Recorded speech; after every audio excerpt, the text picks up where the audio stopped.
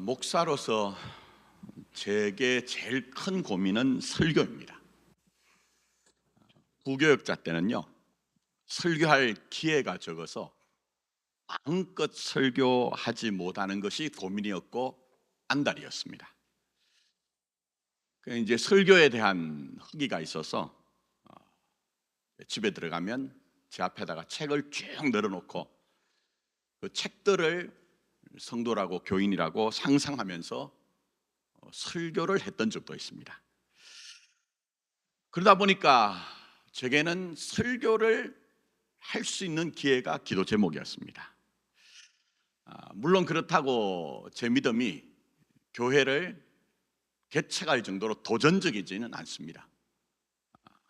그래서 이제 기도를 할 때 한 40명, 50명 정도 되는 교회가 있다면 보내달라고 간절하게 기도했습니다. 그런데 신기하게도 응답이 됐습니다. 그러나 문제는 당도해보니 보통 문제가 아니었습니다. 깊은 갈등과 분쟁이 있는 교회였습니다. 그래서 담임 목사로서 첫 발걸음은 문제를 해결하느라 커다란 대출을 은행에 가서 대출을 하는 것이었습니다. 그리고 교회 재정이 당연히 부족하겠죠. 부교역자를 쓸 형편도 아닙니다. 전임원고사하고 파트 교역자 한 분 쓰기도 어렵습니다. 주일이면 주일학교부터 시작해서 청소년부, 청년부 설교, 또 대예배 설교에 주일 오후 예배 설교, 주중에는 당연히 새벽 기도가 있고요. 또 수요 기도 있겠죠. 또 심야, 금요 심야. 기도 응답은 되긴 됐는데 그야말로 밥 먹을 시간도 죽을래야 죽을 시간도 부족하다고 느낄 정도로 설교에 완전히 매여 있었습니다. 하나님의 은혜로 그런 저를 불쌍히 여기셨던지 3년 만에 교회가 부흥이 됐습니다. 대출도 갚고 전임교역자, 파트교역자 쓰게 됐는데요. 그러나 그런 세월을 보내면서 제게 한 가지 설교에 대한 고민이 있었습니다. 그건 마치 방적 공장에서 실을 뽑는 것처럼 그렇게 설교를 하면서 과연 내가 설교하는 것이 성경의 진의를 담고 있는 것인가 하는 것, 그게 첫 번째 고민이었습니다. 그 다음에 두 번째는 내가 지금 설교하는 것이 오늘 이 시대에 알맞게 성경에 나온 구원서사를 설명해내고 있는가, 그게 제 고민이었습니다. 그건 지금도 마찬가지입니다. 두 가지는 늘 제게 고민입니다. 특히 무엇보다 가끔 제 머리를 망치로 깨는 것처럼 어떤 것들이 다가와 제 설교보다 더 적확하게 성경의 내용을 드러낼 때, 그때는 제가 목사로서 참 자괴감이 큽니다. 심지어는 통속하다고 하는 대중문화 속에서도요, 하나님 나라, 또 구원, 치유, 은혜, 이런 내용이 담긴 것들을 만나면 말씀드린 것처럼 제 자신에 대한 초라함, 그리고 그런 것들을 담아내고 있는 분들에 대한 어떤 존경들, 부러움들, 이런 것이 있습니다. 제가 이렇게 말씀드리는 것은 지난주부터 조금씩 이제 내용을 얘기를 하기 시작했던 그 박혜영 씨가 쓴 나의 해방일지가 그렇습니다. 나의 해방일지. 이 드라마는 대중을 위한 드라마죠. 그런데 아이러니하게도 전혀 대중적이지 않습니다. 사람들은 어떻게 느끼실지 몰라도. 왜 그런가? 우리가 일상적으로 쓰는 구어체를 사용하지 않습니다. 문어체를 사용해서 대사를 이제 하도록 하고 있습니다. 그래서 어떤 면에서는 드라마를 보는 것이 불편합니다. 그리고 통상 멜로드라마라고 하면 잘생긴 남녀가 나오죠. 물론 거기 나와요. 그 잘생긴 남녀는 어떤 작용을 하느냐, 멜로드라마에 나오는 남녀는요, 우리는 누구나 다 마음속에 백마탄 왕자, 예쁜 공주를 만나길 원하는 마음이 있거든요. 근데 실제로 내 옆에 있는 사람은 백마탄 왕자가 아니라 왕자긴 왕자이지만 누구죠? 깨구리 왕자입니다. 그것도 동화에서처럼 한번 키스해주면 왕자로 변하는 것이 아니라 날이 가면 갈수록 더 깨구리 같은 그런 사람이 곁에 있거든요. 누구나 다 어떤 마음속에 그런 백마탄 왕자, 공주에 대한 마음이 있습니다. 그래서 멜로드라마를 보면서 잘생긴 선남 선녀를 보면서 그 대상에게 자신의 감정을 이입합니다. 그래서 달콤하고 말랑말랑한 어떤 내용들, 또 때로는 거기에 위기가 닥쳐도 그조차도 우리가 그게 완전히 몰입이 돼서 그게 빠져들죠. 그러나 나의 해방일지는 다릅니다. 보신 분은 아시겠지만, 물론 만남, 이별, 재회라는 전형적인 멜로드라마의 구도를 따르고 있습니다. 그러나 작가는 이 남녀 주인공의 그런 어떤 멜로 내용을 최소화하고 있습니다. 그래서 배드신도 없고요, 키스씬은 한번 나오는데 그것도 주인공에 맞추지 않습니다. 배경을 더 크게 하는 거 있죠. 그 사람들 자체보다 배경을 더 크게 잡는 롱숏이라고 하는 그런 기법으로 처리를 하고 있습니다. 자, 이렇게 하는 것은 제가 볼 때는요, 작가가 이 두 남녀의 얘기를 통해서 성경이 얘기하는 인간 구원에 대한 내용, 그걸 좀 담고 있다는 거예요. 저는 여러분이 기회가 되시면 꼭 그 나의 해방일지를 한번 보셨으면 좋겠어요. 진짜 성경의 내용을 저보다 훨씬 더 잘 담아내고 있습니다. 그래서 나의 해방일지에 보면요, 일반적으로 쓰지 않는 용어가 많이 등장합니다.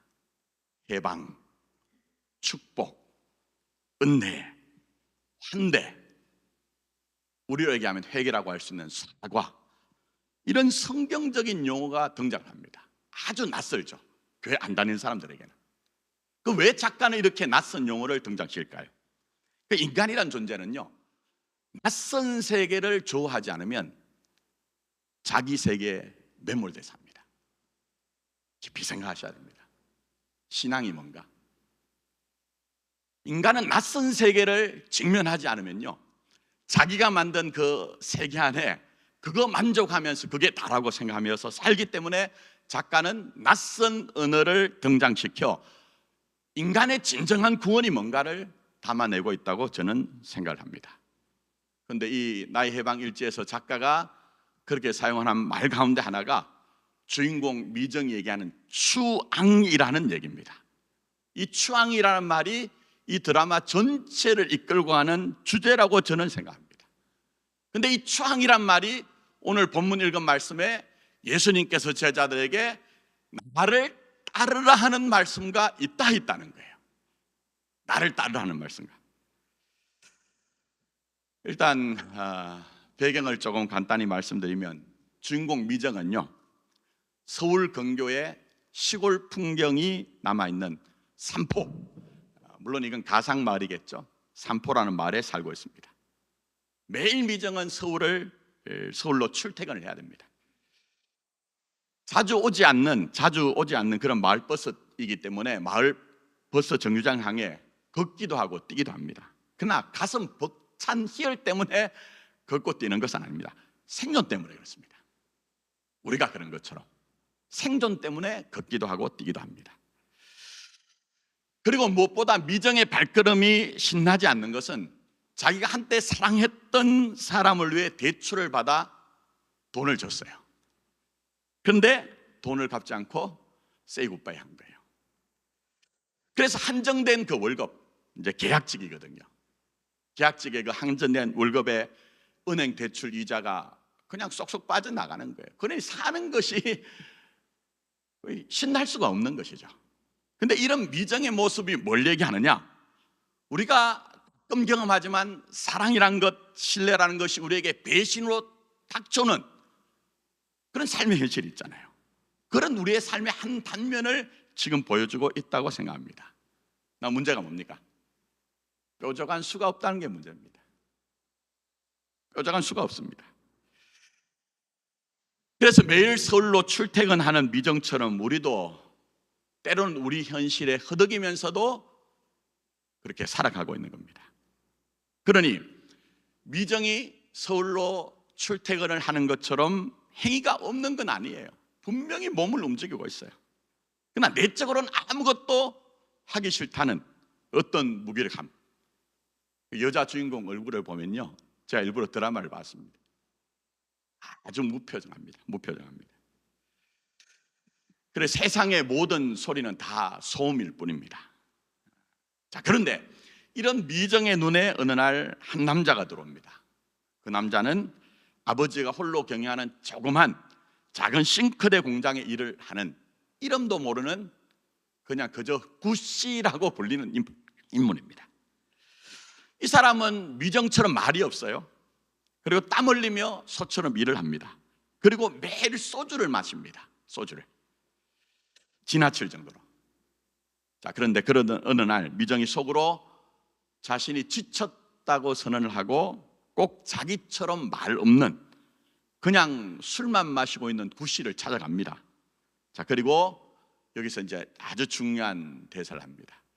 제가 대사기 때문에 그냥 읽어드릴게요. 불편해도 들어보십시오. 저 화면은 잘 안 보일 건데 미정이 지금 앞에 있는 구씨에게 얘기하는 거예요. 왜 매일 술만 마셔요? 술 말고 다른 일을 줘요? 날 추앙해요. 이렇게 얘기합니다. 난 한 번도 채워진 적이 없어. 아까 말씀드렸지만 대사기 때문에 이해하고 들으십시오. 개새끼. 내가 만났던 놈들은 다 개새끼. 그러니까 날 추앙해요. 가득 채워지게. 이런 얘기합니다. 물론 오늘 이 대사 한 번으로 이걸 전부 다 설명할 수는 없어요. 자, 그러나 참 재밌는 것이 미정이 과거에 만났던 남자들이 전부 다 무슨 새끼래요. 근데 이 구씨가 여러분 보면 한자로 뭘까요? 개구자입니다. 개구자. 이 구씨는 사실은 그런 사람이었습니다. 옛날에 조폭 생활을 했고요, 호빠라고 하는데 몸 담았던 사람입니다. 작가가 남자 주인공을 이런 인물로 그린 것은요, 당장 마가복음 2장에 가면 예수님께서 말씀하셨습니다. 건강한 자에게는 의사가 쓸데없고 병든 자에게야 쓸데있느니라. 나는 뭐라고 합니까? 의인을 부르러 온 것이 아니라 죄인을 부르러 왔노라 하신 그 의미를 직설적으로 이 드라마에 담아냈다고 저는 생각합니다. 그런 점에서 이 통속한 드라마는 통속한 게 아니에요. 아주 깊은 거예요. 저는 책을 읽으면서도 드라마를 보면서도 그 속에서 하나님의 음성을 듣게 되는 경험을 하게 됩니다. 어쨌든 구씨에게 이렇게 추앙이라는 말을 쓰는데 이 말이 일상적인 용어는 아니거든요. 그래서 구씨가 미정을 만난 후에 이 말이 무슨 말인가 해서 이제 검색을 합니다. 그랬더니 그게 추앙이란 말이 높이 받들어 우러러 봄이라는 단어가 나오게 됩니다. 이 추앙이란 말은 사랑받고 싶다는 정도가 아니에요. 무조건적인 지지를 받고 싶다. 내가 어떠하더라도 무조건적인 지지를 받고 싶다. 이건 지금 생존을 위해서 뛰어다녀야 하고 또 자신을 이용하던 그런 작자들 때문에 지치고 허기진 영혼을 가진 미정이 정말 나를 있는 그대로 무조건적인 지지를 하는 사람을 만나고 싶다는 어떤 절박함을 표현하고 있는 겁니다. 그런데 이 드라마 보시면 이렇게 구씨에게 나를 추앙해 달라고 하는 그 말을 토로하면서부터 미정이나 구씨가 해방의 첫걸음을 떼기 시작합니다. 그리고 이 드라마는 성장 드라마입니다. 성장해 갑니다.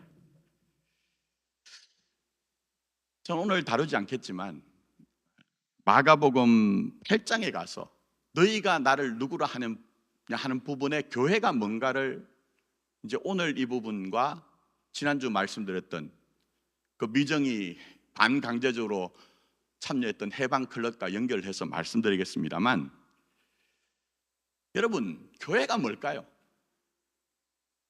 교회가 여러분 자신의 존재 확인을 하는 곳일까요? 내가 얼마나 이 교회 오래 다녔으며 여러분이 과거에 이 교회를 위해서 얼마나 많은 업적을 남긴 것인가, 그것을 다른 사람에게 확인시켜야 되는 자리입니까? 그렇지 않습니다. 추앙하는 곳이 되어야 됩니다. 교회는 한 인간에 대한 추앙과 환대가 일어나야 되는 것입니다. 우리 지금까지 그렇게 하지 못했잖아요. 전부 다 그 죄입니다. 성경이 얘기합니다. 죄가 다른 데 있지 않다고 우리에게 얘기를 하고 있습니다. 말씀드린 것처럼 마가복음 8장에 가면 그 부분은 적나라하게 제가 다루겠습니다. 왜요? 해체 속에서 다시 세워지기 때문에 그렇습니다. 자, 그러나 오늘 제가 작가가 사용한 이 추앙이란 단어는 말씀드린 것처럼 예수님께서 제자들에게 나를 따르라고 하신 것과 연결해서 이 추앙이란 말이 보니까 사전적으로 높이 받들어 우러러 봄이잖아요. 그럼 예수님께서 지금 제자들에게 나를 따르라고 한 것이 너희가 나를 높이 받들어 우러러 봐라, 나를 숭배해라, 이 정도의 의미일까요? 이 드라마에서 남녀 주인공의 추앙이란 것이 그저 우러러 보는 정도로 끝나지 않거든요. 삶의 변화가 일어나거든요. 마가가 얘기하는 예수님은 섬김을 받으러 오신 분이 아니라 여러분을 섬기는 분이라고 얘기합니다. 그렇다면 이 추앙은 예수님 자신이 숭배를 받겠다는 것이 아닙니다.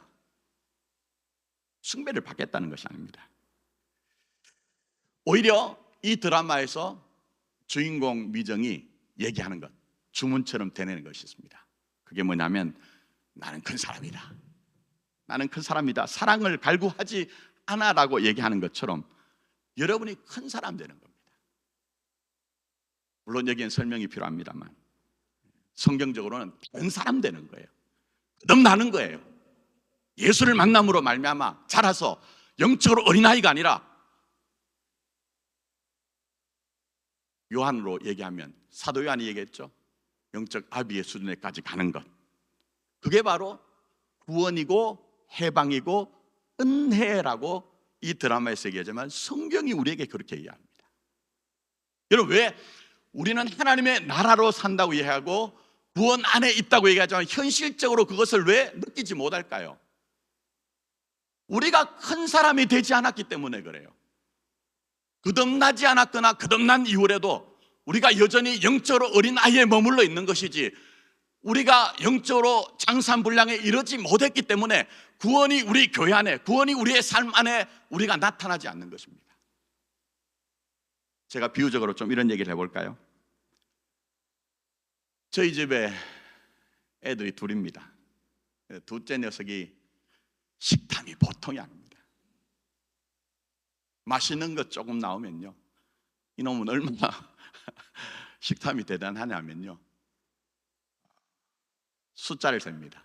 형 하나, 나 하나, 형 하나, 나 하나. 그러다가 숫자가 틀리거나 크기가 조금 큰 것을 형이 먹었다고 하면 난리가 납니다. 근데 나이가 들고 자라면 어떻게 되죠? 그거 별것 아니게 됩니다. 형이 하나 먹어도 별말 없습니다. 때로는 나보다 더 좋은 것 먹어도 속으로 성이 날지 모르지만 그 참을 수 있는 것, 그게 커지는 거거든요. 그게 커지는 것. 그걸 작가는 구원의 현실로, 해방의 현실로 얘기를 하고 있습니다.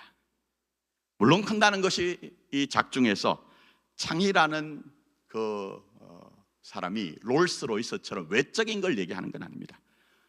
외적인 것은 우상입니다. 여러분이 여러분 자신 안에서 하나님에게 자라가야 됩니다. 내적인 성장이 있어야 됩니다. 외적인 어떤 성장들은 전부 다 우상입니다, 여러분. 외적인 것은 결국 진짜 예수를 따르게 하는 것이 아닙니다. 그 우리가 볼 수 있는 게 뭡니까? 제가 지난주 비교했죠. 예수님 제자와 마가복음 10장에 나오는 부자. 예수님께서 네 재산을 팔아서 가난한 자들에게 두고 나를 따르라고 하니까 그 외적인 것을 뺏기기 싫어서 예수님이 구원자가 아니라 자신의 약탈자로 이해를 하잖아요. 그 외적인 것은 전부 다 우리에게 우상일 뿐입니다. 물론 제가 말씀드리고 싶은 것은 돈만의 문제가 아닙니다. 그렇기 때문에 이런 현실은 오늘도 우리에게 반복되고 재현되는 현실인 것이죠. 자, 예를 들면 한 목사가 강대상에 서서 좀 편하고 흥이 나고 즐거운 얘기하면 좋겠지만 성경의 진의를 드러내겠다고 하면 과연 성도들이 좋아할까요? 모르겠습니다. 그런 일은 별로 없을 겁니다. 불편해할 겁니다. 우선 우리 스스로 견지하던 세계를 허물어뜨린다고 느낄 수도 있겠죠. 내 교회, 우리 교회, 그 울타리, 견고한 울타리, 그거 지켜야 된다는 어떤 진심들, 각오들, 그걸 신앙이라고 오해하는 경우가 많이 있죠. 또 개인적으로는 교회 안에서 각자 취하던 자기 나름대로의 유익이 있습니다.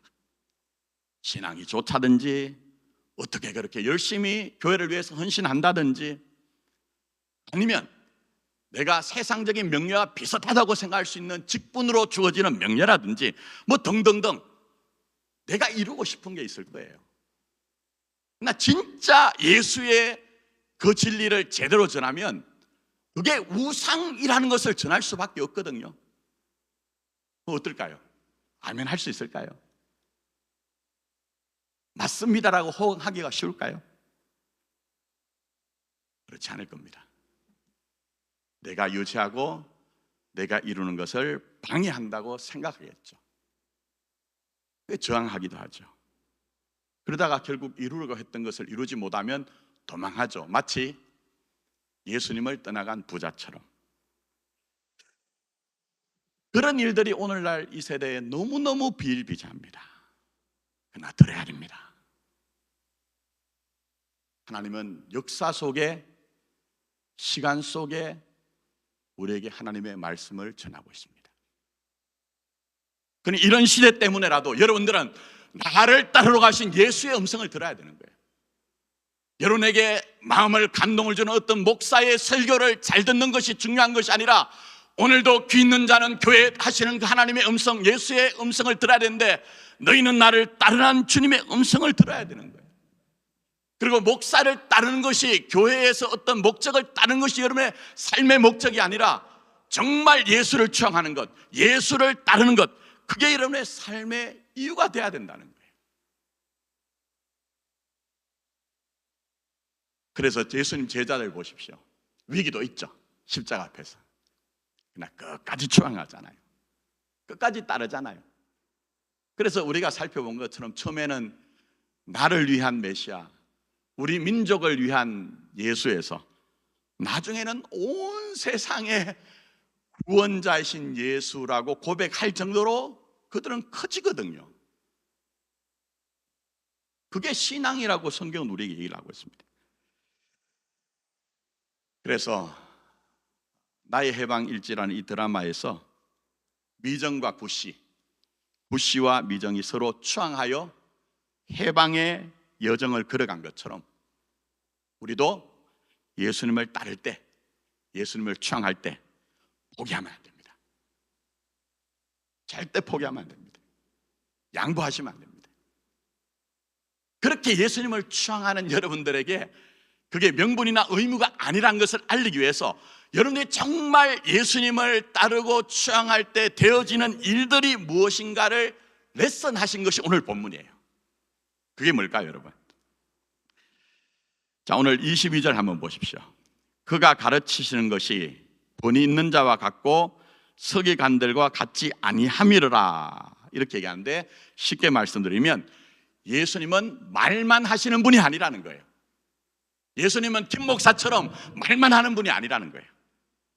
예수님은 자신을 추앙하고 예수님은 자신을 따를 때에 그가 우리에게 이루실 내용이 있다는 겁니다. 그게 바로 오늘 귀신을 쫓아낸 사건의 내용인데, 이 사건으로 여러분에게 주어지는 그 결론은 나를 따르라고 하신 예수님을 따라 예수님을 추앙하면 우리를 혼란에서 온전함으로 가게 하신다고 얘기하십니다.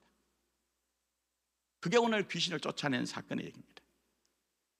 그러니 여러분이 자기 인생을, 신앙을 정말 제대로 살기 위해서는, 제자리를 찾기 위해서는 예수를 따르십시오. 예수를 취향하십시오. 그것 외에는 아무것도 없습니다. 그런 점에서 저는 저에게 잘하는 얘기 하지 않습니다. 그따위 엉터리 얘기 하기 싫습니다.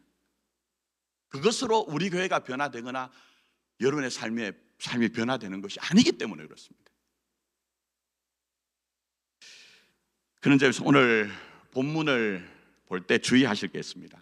그게 뭐냐면 귀신을 쫓아내었다는 자체에 주목하시면 안 됩니다. 물론 오해를 마실 것은 귀신 들렸다는 영적 현실을 제가 부인하는 것은 아닙니다. 전임지에서 무당 하시던 분 전도해서 그분이 무당 생활할 때 물품을 다 처리하고 태운 적도 있습니다. 그럼 몇 번 축기했던 경험도 있습니다. 귀신을 부정하는 건 아니에요. 제가 새벽에 말씀드렸죠. 예를 들어 홍해 사건은 역사적으로 유일해적인 사건이라고 얘기했습니다. 그래서 오늘 우리에게 홍해 사건이 다시 일어나게 해달라고 기도하는 것은 지롭지 않은 겁니다. 그러나 고린도전서 10장에서 사도 바울이 홍해 사건을 세례로 해석한 것처럼 우리는 그 안에서 의미를 취하는 거예요. 삶의 내용을 취하는 거예요. 만약 이 오늘 본문의 사건을 귀신을 쫓아내야 된다는 쪽으로 적용을 하면 베레아라는 이단이 있죠. 모든 것들을 다 귀신으로 봅니다. 감기 걸린 것도 귀신입니다. 교통사고 나도 귀신입니다. 심지어 아이들에게 요즘은 그런 일도 없지만 연필을 깎다가 손을 베어도 그걸 귀신이라고 얘기합니다. 그런 귀신 노름에 빠져버립니다. 그런 얘기가 아닙니다, 성경은. 자, 그보다는 의미를 알기 위해서 주목할 것이 있습니다. 그게 뭐냐면 오늘 귀신을 쫓아낸 무대가 어디죠? 같이 우리 좀 고민하면서 성경을 봤으면 좋겠어요. 회당입니다. 회당. 그러니까 오늘도 진실한 그리스도인이 있다고 하면 그 사람의 교회가 신앙의 중심이겠죠. 그것처럼 당시 유대인들에게는 토라, 율법을 중심으로 해가지고 늘 모이던 곳이 회당이었습니다. 자, 그러나 문제는 뭡니까? 그 회당은 귀신 들린 한 사람의 영적 문제를 해결하지 못하고 있다는 거예요. 오늘 교회처럼, 오늘 우리처럼. 그러니 겉으로 볼 때는 종교 질서로 잘 질서가 잡혀있는 종교로서의 회당이지만 실제로 진정한 혼란은 이 회당 안에 있다는 거예요. 오늘날 세상이 교회를 향해 뭘 얘기합니까? 너희들이 교회다워라, 너희들이 목사다워라, 너희들이 예수 믿는 자다워라는 그런 얘기가 있지 않습니까? 그것처럼 당시 회당은 겉으로 볼 때는 멀쩡하게 종교기관으로 존재를 하고 있었지만 실제적으로는 한 영혼의 그 고통을 해결하지 못하는 혼란과 무기력이 그 안에 있었다니까요. 우리 이걸 봐야 되는 거죠. 이걸 봐야 됩니다.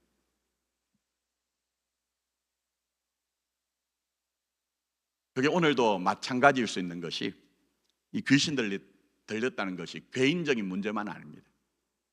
자, 전에 한번 귀신 들린 사건 짚었던 적이 있죠.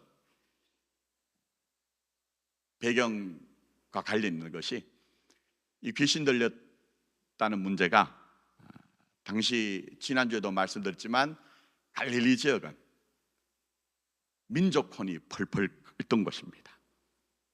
로마에 대한 한거가 있던 것이죠. 한 예로 예수님의 어린 시절과 겹치는 그 시기에 예수님이 자란 나사렛과 가까운 세포리스라는 곳에서 로마의 한거 어떤 반역이 일어났습니다. 그건 사도행전 5장 37절에로 나옵니다. 그런데 그때 로마가 아주 무자비하게 탄압을 했습니다. 도시를 불태웠고 주민들을 전부 다 노예로 팔았습니다. 그리고 본으로 삼겠다고 해서 가담한 남자들 2,000명을 십자가에 못 박아서 길가에 다 세워놨습니다. 아주 무시무시하죠. 그렇다면 이 귀신 들린 사람 한번 생각해 보십시오. 왜 귀신이 들렸을까요? 아무 이유 없이 귀신이 들렸을까요? 어쩌면 자기 가족 중에, 어쩌면 자기 이웃 사람 가운데 그런 죽음을 목도했다고 하면 이 사람의 영혼이 어떻게 온전할 수가 있었겠습니까? 붕괴되었겠죠. 깊은 혼란 가운데 있었겠죠. 그런 문제가 겹친 것이 지금 어쩌면 귀신 들린 현실로 나타난 겁니다. 근데 오늘 이 시대는 어떻습니까? 우리는 한 개인이 아프고 고통스러워하면 늘 예수쟁이들 하는 얘기가 뭡니까? 믿음이 부족해서 그래. 더 기도해. 당신에게 더 큰 축복을 위해서 이런 고난이 있는 것 같다는 종교적인 얘기를 잘하죠. 울어주기보다. 근데 그게 진짜 신앙입니까? 그렇지 않다는 겁니다. 오늘 이 시대도 온 세상이 허무에 굴복한 피조세계입니다. 그런 세상을 여러분들이 살다 보니 말로는 표현하지 못하지만 누구나 다 신음을 하고 고통을 하는 거예요. 우리 사는 시대는 어쩌면 귀신에 사로잡힌 시대입니다. 왜 그럴까요? 가치가 전도되어 있습니다. 제가 한번 말씀드렸죠. 돈 많으면 잘 산다고 이해합니다. 그러나 돈 많은 것과 잘 산다는 것은 다른 문제입니다. 잘 산다는 것은 가치의 문제요, 의미의 문제입니다.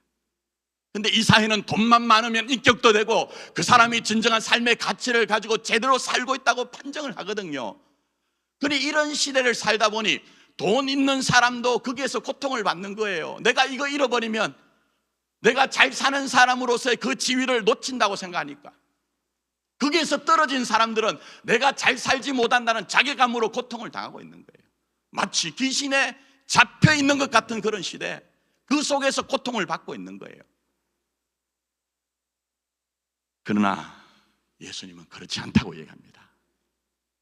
제발 우리 교회 안에서는요, 세상의 허탄한 신화와 철학을 끌고 들어와서 함부로 남들의 인생과 영혼을 재단하지 않았으면 좋겠어요. 예수가 우리에게 주신 복음은, 믿음은 그런 기능을 하라고 주신 것이 아니거든요. 이렇게 당시 회당은 종교적인 행위는 있으나 귀신 들린 사람의 문제를 해결하지 못합니다. 무엇보다 오늘 이 회당에서 귀신 들린 사람이 소리를 지른 일이 언제 일어났습니까?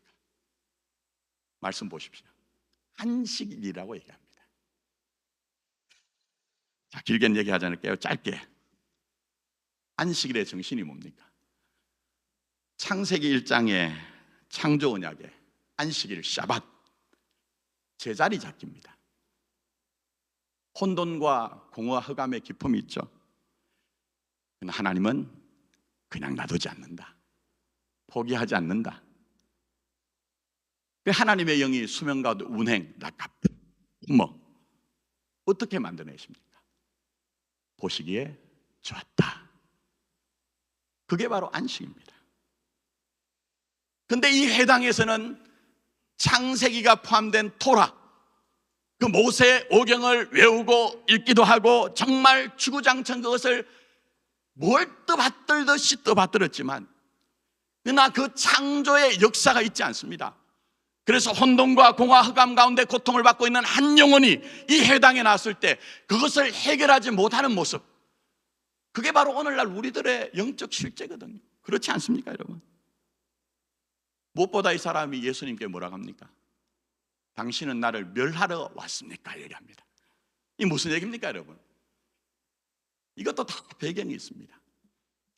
당시에 힘 있는 사람, 권세 있는 사람은 전부 다 괴롭히는 사람입니다.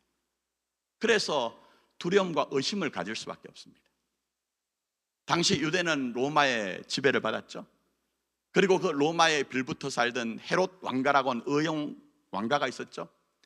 또한 귀족이 있었죠. 제사장도 헤롯 왕가가 임명한, 그러니까 아론의 혈통이 아니에요. 그냥 돈 받고 임명한 제사장이에요.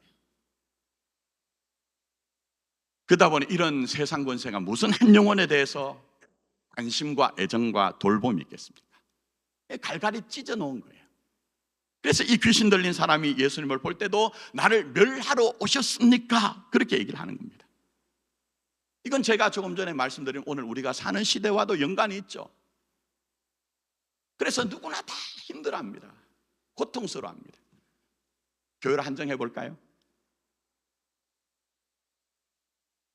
개신교에서 요즘 많은 분들이 목사들에게 당하고 있습니다.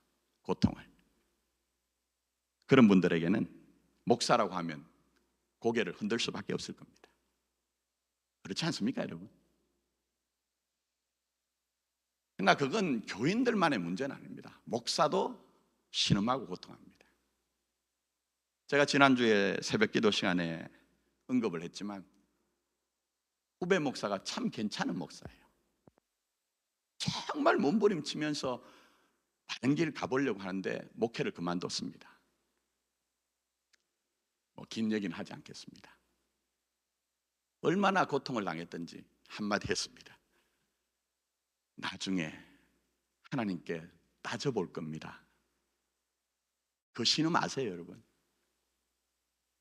제가 볼 땐 복음도 아닌 것을 설교하는 사람들에게는 수천 명, 수만 명이 모여서 엉터리 같은 일을 하는데도 그곳에서는 목사님 하면서 추앙하지만 정말 제대로 하나님의 나라를 이 땅에 한번 실현하고 천국의 복음을 전하기 위해서 몸부림치는 한 젊은 목사는 얼마나 수많은 고통을 당했던지 내가 나중에 하나님께 따져볼 겁니다라고 목회를 그만두는 이런 시대. 자, 얼굴 펴셔야 됩니다. 다음 주에 열병 앓는 베드로 장로를 통해서 이런 마음을 좀 해결해 줄 얘기를 하겠습니다만, 왜 제가 이런 얘기 합니까? 무감각해지지 말자는 겁니다. 신앙은 눈 감는 데 있지 않다는 거예요. 그러나 한숨만 쉬고 있으면 안 됩니다. 오히려 더욱더 여러분의 영혼에 필요한 것은 추앙입니다. 지금까지 여러분이 예수를 어떻게 따랐는지 모르지만 정말 진심을 가지고 여러분이 예수를 추앙해야 됩니다. 따라야 됩니다. 그럴 때에 우리 주님은 오늘 이 회당에서도 그 종교가 해결하지 못하는 귀신 들린 한 사람을 권세 있는 말씀을 가지고 잠잠하고 그 사람에게 나오라 선포하여 그 사람을 온전케 한 것처럼 예수를 따르는 교회, 예수를 추앙하는 여러분에게 분명히 우리 안에 있는 혼란과 두려움과 의심을 온전함으로 바꿔 가실 것이라는 것입니다. 마치 창세기 1장에 혼돈과 공허와 흑암을 보시기에 좋은 것으로 만들어내셨던 창조처럼 사도 바울로 적용하면 내게 능력을 주시는 자 안에서 내가 모든 것을 할 수 있다는 구원의 사람이 되는 것처럼 예수만 따릅시다. 저 여기에 양보하지 않으려고 합니다. 그런 점에서 초청합니다. 지금 이 시간 예수를 추앙하실 분들은, 예수님을 끝까지 따르실 분들은 손들지 않아도 됩니다. 마음으로 주님,